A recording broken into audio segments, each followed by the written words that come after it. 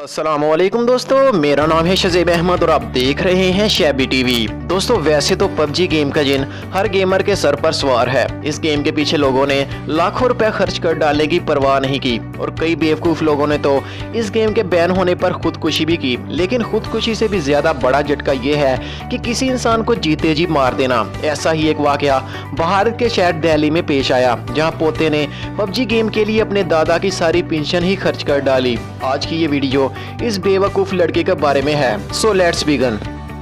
दोस्तों, भारत में पोते ने पबजी गेम खेलने के लिए दादा की लाखों रुपए पेंशन उड़ा दी। भारतीय मीडिया के मुताबिक पबजी गेम की लत में मुब्तला 15 साल नौजवान ने गेम खेलने के लिए रकम की अदायगी के लिए दादा के पेंशन अकाउंट का इस्तेमाल किया और अकाउंट में मौजूद 2,34,000 रुपए गेम के लिए अदा कर दिए। दिल्ली पुलिस के मुताबिक साइबर सेल का कहना है कि नौजवान कई माह से पबजी गेम खेलने के लिए रकम की अदायगी के लिए अपने दादा का पेंशन अकाउंट इस्तेमाल कर रहा था। दोस्तों, इस बेवकूफ लड़के के लिए आपके ज़हन में जिन अल्फाज ने जन्म लिया है वो हमें कमेंट बॉक्स में लिखकर ज़रूर बताएं।